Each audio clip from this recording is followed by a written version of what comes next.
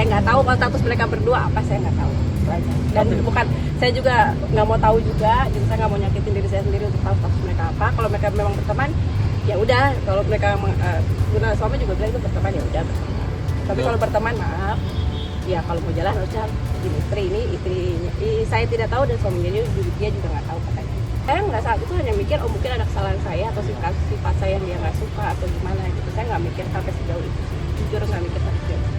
Jujur, saya tidak pernah memikirkan suami saya akan jalan bersama wanita lain, karena yang saya tahu suami saya di sana hanya fokus untuk ibadah, untuk bekerja, dan ya, fokusnya ya untuk itu, untuk sama-sama perbaiki diri. Dan pada saat kejadian foto itu pun nggak cuma saya yang konfirmasi maunya papa gimana gitu, Isya juga konfirmasi dan memang saat itu bilang memang mengaku jalan dan memang bilang sama Kija pun mau udahan. Oh ya udah.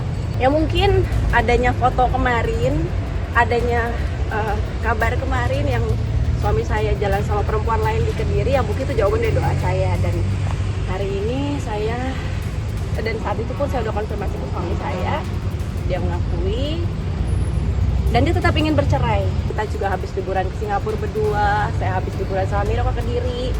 Tiba-tiba di tanggal 9 atau 10 Oktober kemarin, suami saya bilang ingin bercerai dari saya. Saya tanya alasannya apa gitu, alasannya capek karena masalah yang dulu-dulu. Kalau saya bilang, kalau untuk masalah yang dulu tuh udah lewat sebenarnya, kenapa kok baru sekarang mau ingin bercerai? Akhirnya dia jatuhin talak ke saya dengan bilang, saya mau udahan sama kamu dan saya ingin merasakan tidak punya istri katanya. Saya bilang kasih saya waktu untuk, kalau memang ada kesalahan saya, kasih saya waktu untuk saya berpikir, saya bilang. Akhirnya dia yang meminta saya untuk kita yuk masing-masing introspeksi diri, masing-masing mendekatkan diri sama Allah, minta petunjuk dan cari jalan terbaik gitu. Dan hari ini saya mewujudkan keinginan suami saya untuk bercerai. Sudah ditalak statusnya karena 1 bulan dia depan muka saya secara sadar, secara tidak ada emosi, ya bilang, aku mau udahan sama kamu. Alasannya adalah ingin merasakan tidak punya istri gitu. Makanya ya kita sholat bareng, kita ibadah bareng, bukan ibadah bareng, kita sama-sama untuk introspeksi diri masing-masing ya. Mungkin foto kemarin atau mata orang lain yang mata saya tidak lihat kemarin itu adalah jawaban dari doa saya. Jessica menangis karena pernyataan Pak Hakim Binsar Gultom yang menyatakan bahwa saya pernah menghukum bahkan tanpa saksi sekalipun. Dan di situ kemudian Jessica merasa tersudut dan tim kuasa hukum Jessica merasa bahwa Hakim Binsar Gultom telah menyudutkan pihak mereka. Pada hari ini secara resmi kami melaporkan salah satu hakim yang pernah menyidangkan Jessica pada Pengadilan Negeri Jakarta Pusat. Laporan itu secara resmi hari ini sudah kami sampaikan. Pada pagi hari ini kami dari tim Aliansi Advokat Pembela Jessica Wongso yang terdiri dari kurang lebih ada 3.800 advokat lintas organisasi yang tersebar di seluruh Indonesia. Kami datang melaporkan perilaku hakim dari seorang hakim, oknum hakim anggota yang mengadili kasus Jessica Wongso, yaitu pada perkara nomor 777 garing PIT B garing 2016 garing PR Jakarta Pusat pada tingkat pengadilan pertama. Di sana Hakim BG ini dengan begitu terbukanya mengomentari apa yang menjadi pertimbangan ataupun putusan yang dia buat pada perkara Jessica, seperti apa tadi yang disampaikan oleh rekan saya. Dan ini sudah diupload di YouTube pada bulan Oktober juga, dan sampai sekarang semua bisa melihatnya itu. Dan kami juga mendapat beberapa masukan-masukan termasuk dari luar negeri, kenapa ada hakim yang berperilaku seperti demikian. Apakah di Indonesia memang itu diperkenankan bahwa hakim itu dilarang untuk mengomentari perkara yang sedang ditanganinya ataupun yang sudah diputus di luar daripada persidangan. Jadi pada kesempatan ini benar-benar kami dengan serius dan memohon agar Hakim BG ini diproses dengan secepatnya. Yang kami laporkan pertama ini adalah di Komisi Yudisial ada 3 hal.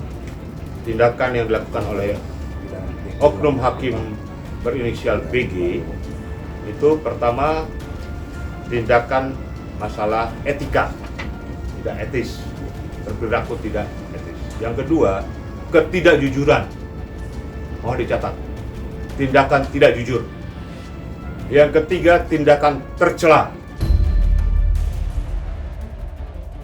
Penuntutan sampai peradilan terhadap peradilan sesat yang sudah dilakukan terhadap Jessica Wongso. Sebelum PK kami lakukan, nah ini yang paling penting, kami akan melakukan rangkaian-rangkaian upaya hukum.